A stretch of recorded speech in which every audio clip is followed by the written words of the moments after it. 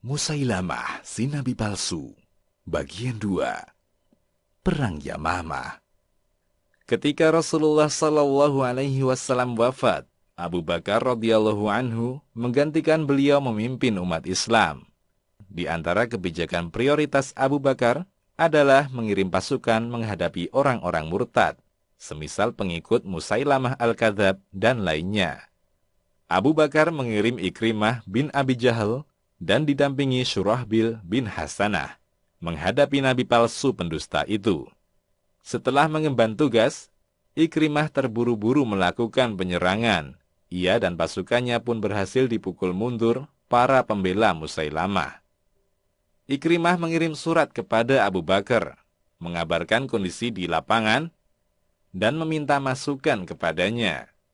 Abu Bakar mengatakan, "Wahai Ikrimah, aku tidak menyaksikanmu, dan engkau juga tidak melihatku. Janganlah engkau kembali ke Madinah, sehingga moral pasukanmu turun. Teruslah berjalan, hingga engkau berjumpa dengan Hudzaifah dan Urfujah. Keduanya bersama orang-orang Oman dan Mahrah. Bergabunglah bersamanya. Apabila keduanya sibuk dengan tugas mereka, teruslah maju. Berjalanlah bersama pasukanmu, tanpa menghiraukan orang-orang yang kalian temui, hingga nanti kalian berjumpa dengan Muhajir bin Abi Umayyah di Yaman atau di Hadramaut." Abu Bakar juga menulis surat kepada Syurahbil agar tetap di posisinya hingga Khalid bin Walid datang. Setelah misi di Yamamah tuntas, mereka diperintahkan bergabung dengan Amr bin As menuju Qoda'ah. Khalid menunggu utusan yang dikirim kepadanya di wilayah Al-Battah. Ketika mereka tiba, barulah ia berangkat bersama pasukannya ke Yamamah menghadapi Musailamah. Hari Aqribah. Di Yamamah, Musailamah mendengar pasukan Khalid telah mendekat. Ia memberi sambutan dengan menyiagakan pasukannya di Aqribah. Saat kedua pasukan berjumpa, tidak ada harga tawar kecuali peperangan. Pasukan kecil Musailamah yang terdiri dari 40 hingga 60 orang berhasil dikalahkan. Perang pembuka ini dimenangkan oleh Khalid dan pasukannya. Keesokan paginya, pasukan Khalid kembali berjumpa dengan pembela Musailamah. Seruan dan motivasi pembela nabi palsu itu adalah kesukuan dan kehormatan keluarga.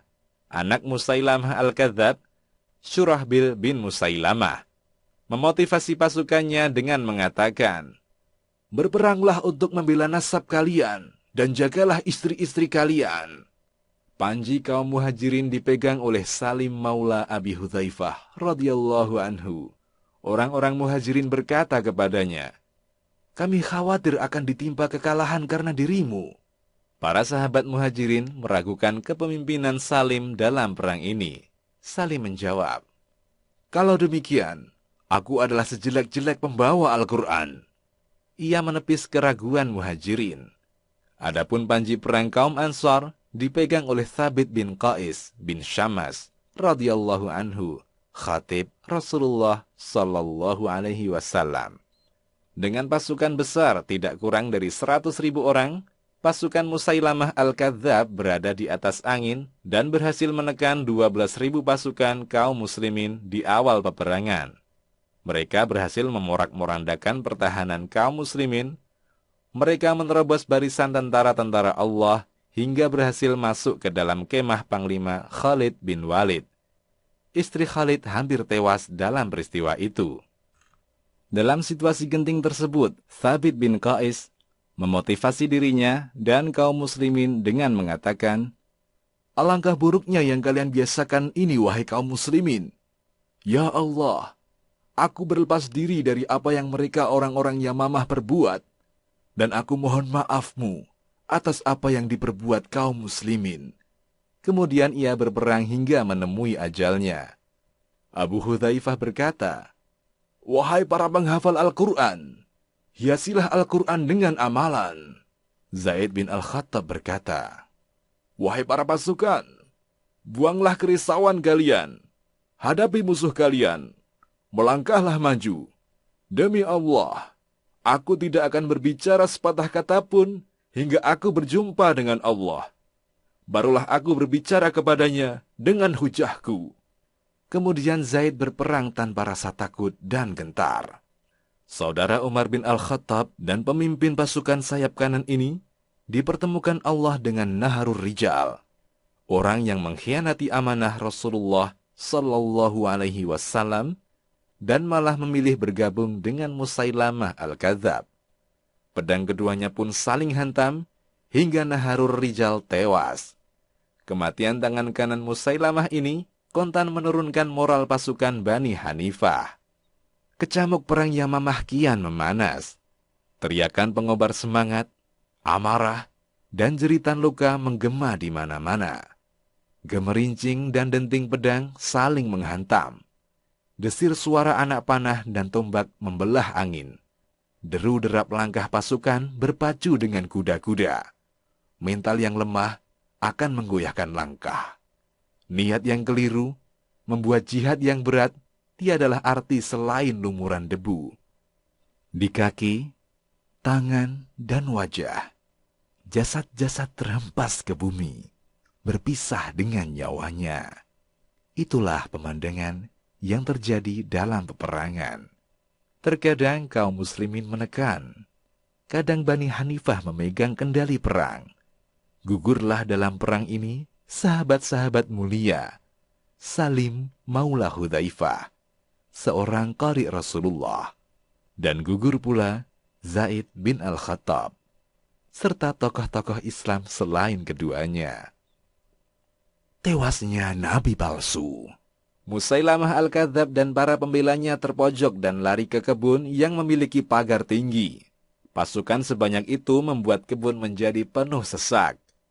6.000 pasukan Musailamah berlindung di dalamnya. Kaum muslimin berusaha mengejar mereka, namun tak mampu memasukinya. Hingga Al-Bara' bin Malik mengeluarkan ide nekat.